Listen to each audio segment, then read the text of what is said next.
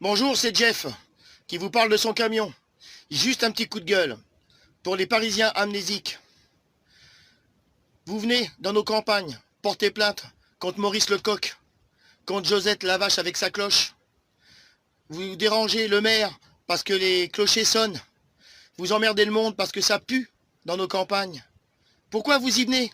Vous désertez Paris pour le coronavirus et venez polluer nos campagnes qui étaient si pures. La honte à vous. Vous êtes des merdes, des salopes. Il n'y a pas d'autre mot. Le reflet de gouvernement, le reflet de votre mère, pareil, elle, qui lèche le cul à tout le monde au moment des élections et qui s'inquiète si les SDF vont être atteints du coronavirus. Mais c'est pas honteux, ça?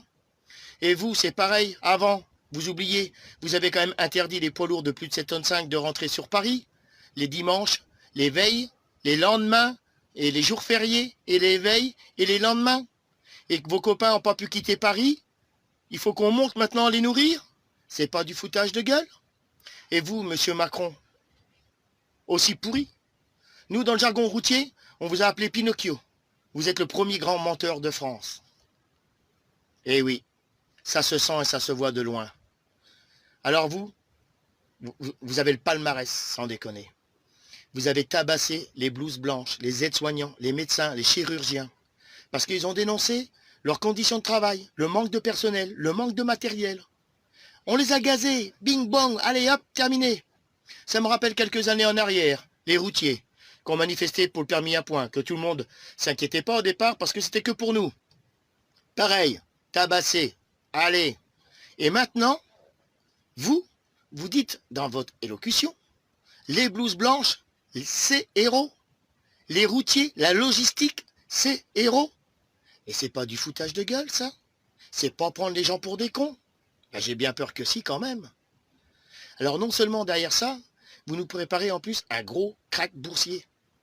Vous allez éponger la dette de la France en faisant ça, et les pauvres gens comme Marcel qui ont cotisé pendant des années et qui ont que 750 retraites, ils vont perdre combien? 10, 15, 20% de leur valeur?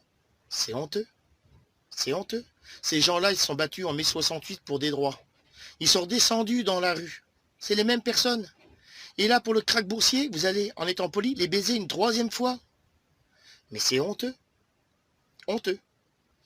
Alors, je menace personne. Mais ce que je vais vous dire, monsieur Macron, c'est qu'aux prochaines élections, j'irai voter. Parce que j'ai des ancêtres, ils se sont battus pour. Mais que je meure, je suis un menteur, mais vous n'aurez pas ma voix. C'est sûr et certain. En attendant, tous ceux qui verront cette vidéo, je vous demande de la partager pour bien qu'ils voient de quoi le gouvernement français est capable. C'est pas pour être populaire, parce que j'y suis assez dans ma région, je suis connu, sans problème. Mais c'est qu'on se rappelle ce que vous avez fait. C'est tout simplement. En attendant, prenez soin de vos ptios, de vos anciens, et protégez-vous. Parce que c'est pareil, ça, monsieur Macron, de vous à moi. Les forces de l'ordre qui viennent nous déranger pendant les coupures, taper au carreau pour savoir si on a votre putain de petit papier d'autorisation. Vous croyez que ça nous fait plaisir de se balader avec 25 tonnes de camelote derrière? Ils s'inquiètent pour ma santé? Non, monsieur Macron, non. Le portefeuille et leur quota d'amende, tout simplement. Allez, à tout le monde, prenez bien soin de vous, et puis j'espère pas vous voir dans ces mêmes conditions. Bisous de Jeff, bloqué chez un con par le coronavirus.